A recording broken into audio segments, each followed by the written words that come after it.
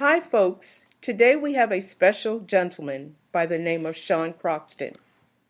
Sean Croxton is the host of Underground Wellness Radio, an internet-based podcast focusing on real food, functional medicine, and holistic health. Since 2008, he has conducted weekly interviews with the leading experts in the real health community. Sean also writes and video blogs on his Underground Wellness website and is the author of The Dark Side of Fatness. He is the host of three internet's most popular health conferences, the Sexy Back Summit, the Paleo Summit, and the Real Food Summit. I received information about Sean through a contributor of the Paleo Magazine by an email that shared his Real Food Summit that he hosted in October of 2012. I listened to Sean and his Real Food Summit because I'm always looking for new and fresh information to share and improve the health of my magazine readers.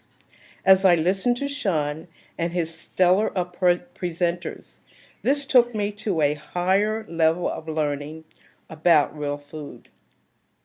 Sean, I would like to thank you and your team members for an awesome job you are doing to educate people from all around the world through the Real Food Summit. Thank you very much, Rosetta. I really appreciate that intro, and I really appreciate the opportunity to be here. Okay. Now, the Real Food Summit, what was your most emotional moment? Most emotional moment of the Real Food Summit. Well, the Real Food Summit was in 2012. We just did a more recent one called Real Food Con last month. And so let me think about what the most emotional moment would have been. I really like to talk about mindset. Like, I love all the nutrition stuff, Yes. but I really have a passion for the mindset aspects of things. And I think one of my, or my favorite presentation was the one by Cynthia Pasquala, who's a good friend of mine. And, we talked about guilt and shame, how to overcome that guilt and shame surrounding food. And I thought that that was just so powerful for so many people because, there's a lot of people out there who just, they have emotional issues when it Yes. comes to food. And sometimes it controls, how much they eat or how little they eat. They're afraid to eat food or they're just eating too much of it. And so I love the fact that she tackled that psychological aspect of things and that we included it in the summit because I think a lot of people really needed it. And, it just really hit home with me and it just really stood out to me. And I hope it helped a lot of people. Oh, I think it helped a lot of people. It helped me, really helped me. I can see just the the improvement in my lifestyle, my eating style. Um, can you share with us your journey that led you to the underground wellness? Absolutely. My journey, I always say, is one of failure. That's how it all began. I went to a California State University and I studied fitness, nutrition, and health. I've always had a passion for these kinds of things. I was very active as a child. My mom and dad promoted fitness a lot. My mom used to take us for like runs and whatnot. My dad made us a basketball court in the back. Like, they always wanted us to go play. And my mom always made us, really good food every night. And so, was in college. I studied fitness, nutrition, and health again, and then I graduated and literally thought I knew everything there was to know about fitness, nutrition, and health. And my first job out of college was a personal trainer, and I thought I knew what I was doing. I had my whole food guide pyramid. I had my whole grains thing, low fat, eat your soy, take the fat out of the milk and drink the skim milk, all that stuff that I was preaching, the calories in, calories out. And, what I came to find is that it didn't work very well. It didn't work for me. It didn't work for my clients. We would have like these weigh-ins and body fat tests every other Friday, and people were just either not changing or they were getting heavier and their body fat percentage was going up. And since I did work at a California State University, which was one of the biggest party schools, which was ranked one of the biggest party schools around that time, I just figured that my clients were just goofing off, not following the program, and it was really their fault. And after some time, though, I started to say, okay, this is happening way too much. I can't believe that all my clients are goofing off. So let me reassess this thing and let me look at some information that is different than what I learned in school. And I did that. I looked for, real experts who are working with real people and getting real results, and found that what they were doing was completely opposite of what I had been doing. So I tried it on myself, eating more fat, eating more meat, increasing my vegetables, pulling out the processed foods, and just thinking to myself, hey, you know, how does how does an old school food cause a brand new disease? Like, how does a steak all of a sudden start giving you a heart attack when it didn't give your grandparents one? You know what I mean? And so I started eating this real food and started to see changes in my body and my health, started to implement it with my clients, and they got better and started losing weight. And, this is just the way that people should eat. This is the way that people should live. Kind of giving the long story, but at some point I realized that, hey, this has a lot more to do with than exercise and nutrition. And so I found out about the functional diagnostic nutrition program and started to learn about, these other pillars of health that are commonly overlooked, such as hormones and digestion and detoxification and the immune system and neurotransmitters. And so I wanted to cover as many pieces of the puzzle as I could. And so I left personal training, became a consultant, worked with hundreds, maybe thousands of clients, and took my message online to YouTube, and people loved it. Started up the radio show a year later, I think in 2008, and we've grown a huge following with that. And now I've written The Dark Side of Fat Loss, and we do these summits, and it's really been a whole lot of fun. Now, what inspired you to write the dark side of fat loss? What inspired me to write is that people need to know this information, and working on a one-on-one is very limiting. I can only affect so many people in a day. If I do a call, 8 hours a day with one-on-ones, I mean, I'm only touching 40 people a week, where I can, write an ebook or do a video or do a podcast and literally impact thousands at the same time. And so that was the big reason for that. And, really the dark side of fat loss is pretty much verbatim, even the analogies included in the illustrations, what I've been saying to my clients for the last several years, and what has worked for them, as well as what I've learned from the guests who I've had on the radio show. I mean, it's been such a blessing to have picked so many brains. I mean, a friend of mine sent me a text the other day, and she was like, "Did you realize it was the 5-year anniversary of Underground Wellness Radio last week?" And I was like, "No, I had no idea." And in that time, we've done 230 something shows, and maybe 100 summit interviews, and a lot of one-on-one on camera stuff. And so it's really been amazing. And taking that route has been a lot more effective than working with people one-on-one. Okay, that's very good. Okay, can you explain to our friends what is meant by self-care instead of health care? I'm a big fan of personal responsibility. I don't want anybody to have to take care of me. I don't want our healthcare system to take care of me. I don't want our government to take care of me. I'm just not that type of guy. I want to take care of myself. I was raised very independent. My parents got divorced. My mom was very rarely ever home. You know what I'm saying? She was out working and hustling, trying to put food on the table. And so, I was that kid who, took care of himself, who washed my own dishes and my own laundry, and, did all of that stuff. I was the man of the house very early, and it taught me this sense of independence, to be able to take care of myself. And that's very powerful. It's very empowering to be able to take care of yourself. So when you leave it up to somebody else, you only have so much control over it. I want to have control over who I am and how my health is and what my appearance looks like and all of that stuff. And so, we can't depend on our medical doctors to tell us exactly what we need to do in order to be healthy. We can't depend on our doctor in our 12-minute appointment to say, okay, I need you to eat like this. I need you to sleep like this. I need you to reduce stress like this. I need you to do this about your digestion. I need you to do this about your detoxification. I need you to do this, that, and the other. No, it just wouldn't work.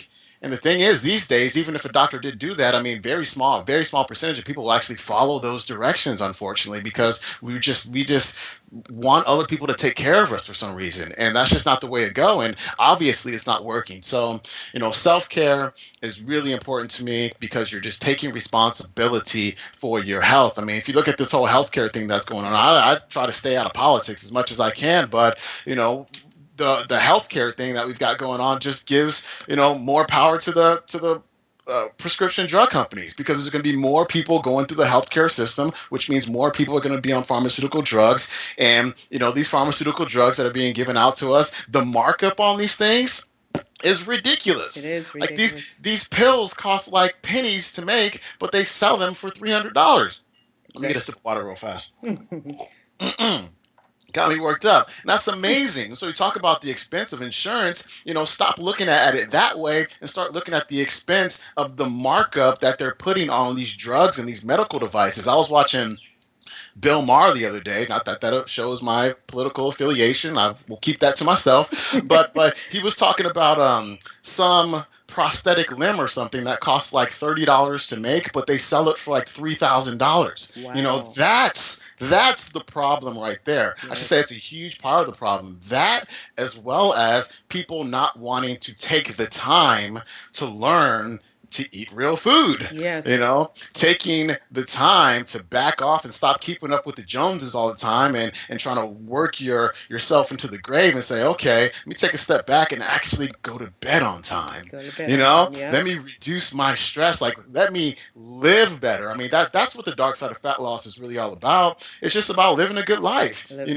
Mentally, physically, spiritually, educating yourself. When you go and get a new dog, what's the first thing you do? You find out, hey, what should this dog eat to be healthy, right? What do we Yes. do to ourselves? We put nasty stuff in our bodies with ingredients that we can't even pronounce. And it's just like, what are we doing? It's the most backwards thing I've ever heard of in my life. That's what we do every single day. And we have to take responsibility for that. Yes, we do. We have to take responsibility for ourselves and our body, especially our bodies. Yes. Now, you mentioned the five pillars of health. Can you explain that more? Yeah, I mean, it was originally the four pillars of health, but I just added in this fifth one because it was incredibly important. That fifth one, of course, was diet, and you can add exercise to that as well. But if you consider your health to stand on top of a stool, and there's four legs on that stool, those four legs would be your digestive system, your detoxification system, your hormonal system, and your immune system. And again, your health is standing on top of that foundation. So if there are cracks or if there are breaks in any of those legs, what we would call dysfunction in those systems, then of course your health is going to become imbalanced. That's the basic gist of it. And so, when we look at a lot of your listeners may be thinking about fat loss right now. And again, I do have the book called Dark Side of Fat Loss. And what it's about is it's not just a calories in and calories out issue. And so let's say, for example, I like to use this example of a prospective client, me sitting down with a prospective client who wants me to help them lose 30 pounds. And I say, hey, I can help you lose 30 pounds. It's not a problem. We got it, right? But let me ask you some questions about your health in general, Mrs. Nelson. I always call her Mrs. Nelson for some reason. I don't know why. And I say, hey, Miss Nelson, how well do you sleep? And she'll say to me, oh, I have a hard time falling asleep at night. I wake up several times a night, on and on, right? It's becoming a bother. It's been happening for the last 2 years, which has to be miserable, right? How's your digestion? Oh, I only go to the bathroom, once every couple of days. Sometimes I fluctuate between, constipation, diarrhea, on and on and on. Got weird stuff coming out of me, whatever. How's your brain? Oh, I forget stuff all the time. I have to write things down. I've got some depression, anxiety stuff going on. Blah, blah, blah. How's your sex drive? Oh, I've got no libido at all. It's causing issues in my relationship. Whatever. Okay. Well, Mrs. Nelson, I can help you lose 30 pounds, but are you still going to be happy not being able to sleep, having no libido, having digestive problems, having foggy brain? Of course not.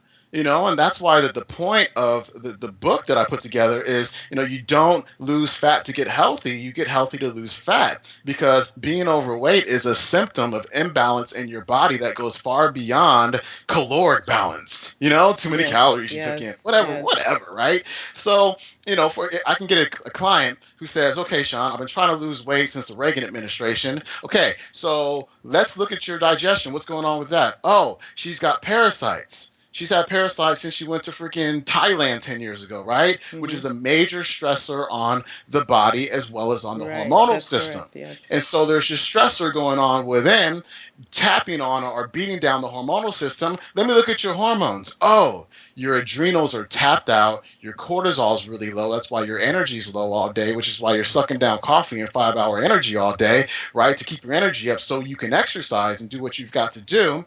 Oh, well, let's look at your testosterone. Well, you've been so stressed out and so depleted hormonally that you've driven down your testosterone, and that's why you have libido issues. But also, let me ask you this question. Do you think, oh, actually, let me ask you this. What is testosterone responsible for? Oh, putting on muscle and burning fat and on and on. Okay, well, can you really expect to lose fat, which has been your goal, when you've got low testosterone levels, right? And the reason why you've got low testosterone levels is because of these stressors on your body, including the fact that you're overexercising, including the fact that you've got digestive problems, including the fact that you've got detoxification problems, on and on. Right. So what we have to do is get to the root cause, repair, identify, and repair all of those malfunctions in those pillars that we talked about, and then the person gets healthy, and then they start to drop weight. But instead of forcing the weight off of them with this calories in, calories out approach that never works for anybody in the long term, we Right. actually get to the root cause, and that is the key. Yes, I agree with you. I was listening to Dr. McBride last week, and she was making an analogy between a tree and the body.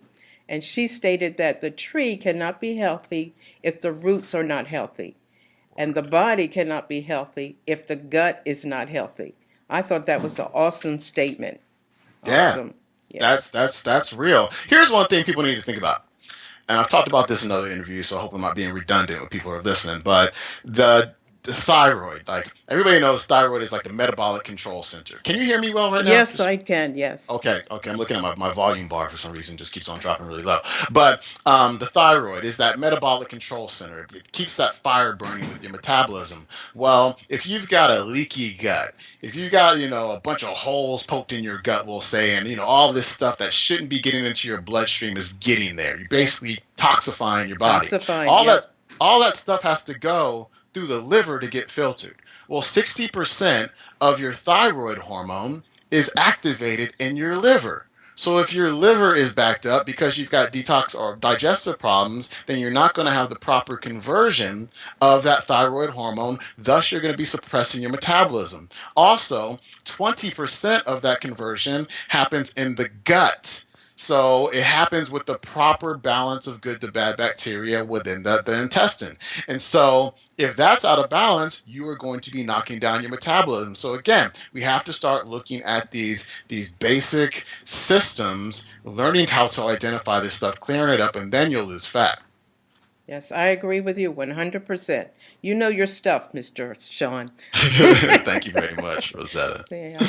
Okay. Is there anything else you would like to add Oh, I can go about on and real on food? about this And stuff. would you say?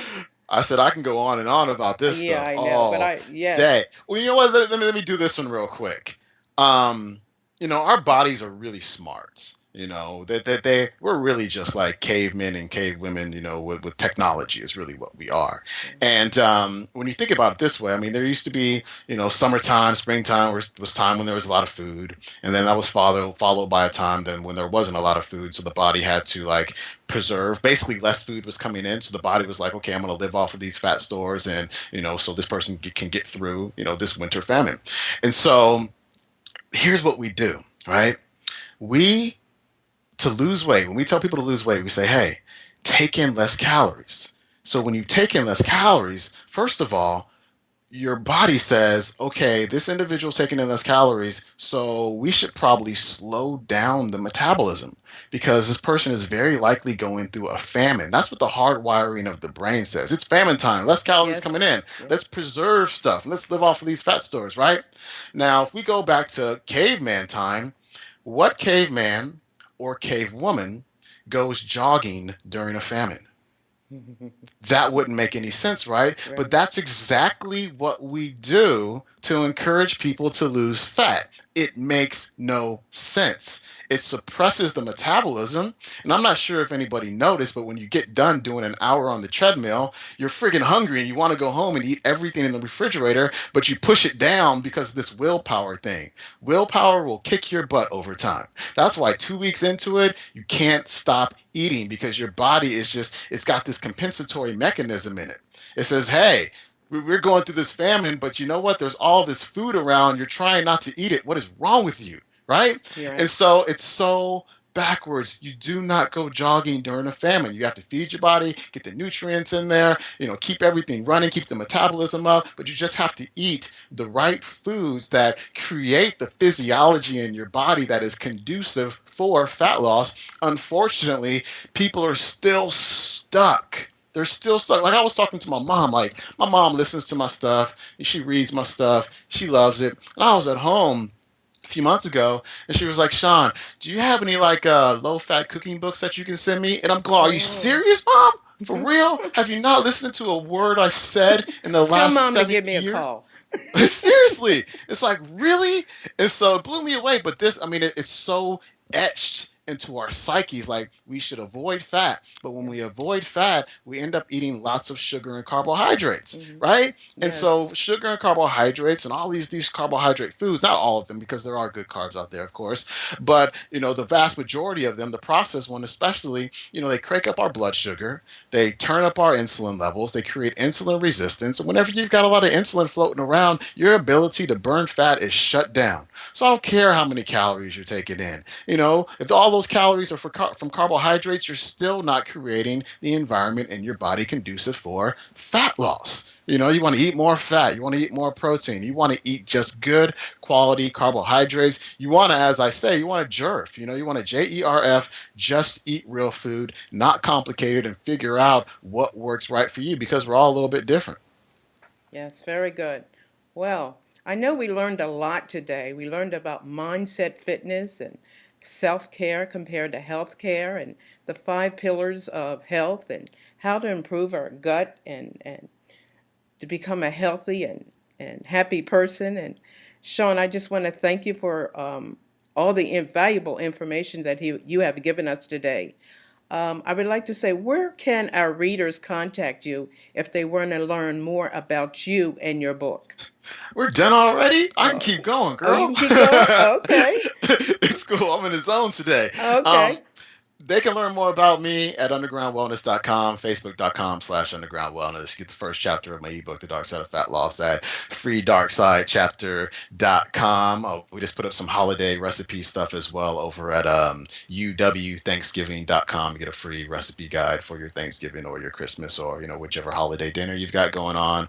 And, if you got more questions for me, I can answer them. I'm having fun. Okay. Well, keep going. I mean, you're on a roll. All right, you know what? Let's talk a little bit about mindset real quick Okay. because Mindset. like I like that. mindset is so huge. This is chapter 10 of Dark Side of Fat Loss, right? Okay. Chapter 10. Here's something that I used to bump into quite frequently when I was consulting. I don't consult anymore. I've been out of consulting for the last 2 years and just primarily doing my online stuff. But here's what's going on with a lot of people, and they need to start thinking about this. And I talk about this all the time. What are your values? There was a woman who I consulted with many years ago. She lives in Australia, and she wanted me to help her lose weight. And of course, I asked her, "So, what have you done, to lose weight in the past?" She says, "I've been trying to lose weight for 20 years. I've done this program, that program. I read this book, I read that book. I worked with this practitioner, that practitioner, and the other practitioner." And I'm thinking to myself, so all these books failed. All these practitioners failed. What am I going to do that's going to be any different than what she's done in the past, right? So I ask her, I say, what do you value? What's important to you in your life? And we talk about it for a while, and I think it came to like her family was really important, her community, her church, Traveling was huge for her. And there was something else, like I forget what it was. I mean, those were the things that she valued the highest in her life. And we talked a little bit more. And I said, hey, do you recognize anything that's missing in there? And she goes, she thinks about it for a minute and she says, health. And I was like, yeah, health, right? When you set a goal that is not in alignment with what you value in life, you Mm. are going to be setting yourself up for self sabotage. Wow, that's big. This is why people don't lose fat for good. They do it temporarily because they're doing it for really superficial surface reasons, right? Yes, They're yes, going they're going I want to get in shape because I'm going to this party next week, or yeah. I'm going to the lake. I want to look nice in my bikini, on and on and on. No. That is not going to get you fired up to do what you need to do, because getting healthy and losing fat, if they're anything, they're certainly not convenient. And if it's not important enough to you, if you don't have a big enough reason to do it, you will not do it. It's just that simple. So what, you can do, and what I advise people to do, is find out ways in which getting healthier can benefit those things that you value in life. So if it's your family that's highly important to you, you getting healthier will do what to benefit your family? You'll be around for a longer time to help your family. You'll be able to play and be active with your family and not just be sitting around the house, like a log, just not really doing anything. You have more vigor. You'll be able to do all this stuff. Maybe it's your job. You'll be able to do a more productive job at work. You have a better brain, so you get things done more efficiently and better. And that way you get, rewarded, and you get, raises and promotions and all this stuff. What about travel? Oh, I'll be able to be more energetic when I'm out traveling. I won't have to, be that person in the airplane seat that's pushing, the person, squeezing out the person next to them. I hate when that happens to me. Yes. I'll be able to sightsee and not have to be the one who has to sit down and hold up the rest of the group. Stuff like that. When you do that, Hmm. that's when you get fired up. That's when you get Because fired up. Yeah. yes, because that is so much more motivating than looking good at the pool party, right? But Right. this is what people are doing these days, and it's why it doesn't work. And so we have to do that. Find a big enough reason. Push health up on your list of values, and then it just really starts to happen for people. And just that simple thing really goes a long way. And when you again, I listen to this talk by John DeMartini that somebody sent me like 5 years ago. And, people always say, I can't do it. I'm not going to be able to do that. Da, da, da, da. It's not in me. I can't do it. If I said to you, this isn't my analogy or whatever, but he says, what if I were to say, I need you to get me $1 million by Friday, right? What would you say? Oh, I can't do it for you. Da, da, da. What if I said, if you don't give me $1 million by Friday, I'm going to kidnap your family? Oh, you're gonna do it. You're gonna figure out a way to get that $1 million, right? But Yes. yeah, because you have a big enough reason to do it. So when you find that reason, sky's the limit. Yes. And that's my take on the mindset part of it. Find a support team. Find people who are going to help you. Jump onto a website and go into the forum, like a message board, and get that support from people online if you can't get it at home. Because sometimes our families are the ones who sabotage us the most, especially our friends. Because for some reason our friends don't like to see us rise above. They like to see us just stay exactly where we're at. So sometimes it even requires getting new friends, right, who can support you. And so I can go on and on about that one all day, but I'll just keep it there. Find a big enough reason and make sure you value your health. Yes, I agree with you. Sometimes change is good. You have Change. to venture out and find new family members and friends and associates. Some people that is going to bring you to a higher level. That's what I liked so much about the last real food con that you did. I just learned so much. I learned that I need to present myself in a different perspective and so I can attract people that attract me and just bring myself to a higher learning because not only am I bettering myself, I'm bettering other people. And my Yep. goal in life is to help people to become healthier people. and have a healthier spirit, have a healthier mind. So everything just connects all together with health, you know?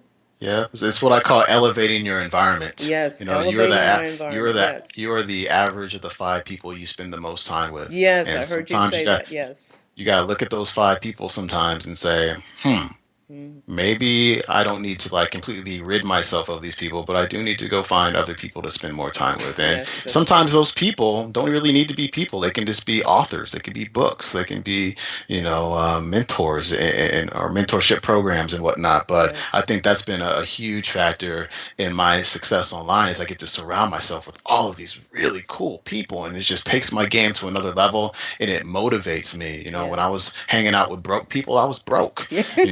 When I was hanging It's out no with fun people who being did, broke, right? what's that again? No fun being broke, right? No, it's no fun being broke, right? And so, when I was hanging out with people who didn't care about their health so much, I wasn't caring about my health so That's much. true. You You know, ate that what that's they just ate, right? I ate what they ate, I did Yeah. what they did, and I mean Yeah. that's just how it all works. And so Yeah. really, And you really start thought that looking. was the norm. Yeah, yeah, Yeah. you thought it was a norm, and you'll notice that again when you do try to raise yourself above that within the group, it's kind of frowned upon, Oh, and yes, definitely. Yes. that's when it's time to move on and find new friends. Yes, I had a lot of experiences with that, with Hmm. family and friends, and Yep. that's why I'm where I am today, It's like this Paleo magazine is just taking off. I'm meeting new people and like I said, it's just expanding my horizon about real food. Yep. Yes, Yep. I'm looking forward to seeing you in our circle. I mean, I hang out with a lot of people in this group, so I'm sure we'll be bumping into each oh, other I hope very so. That soon. would be an answer prayer.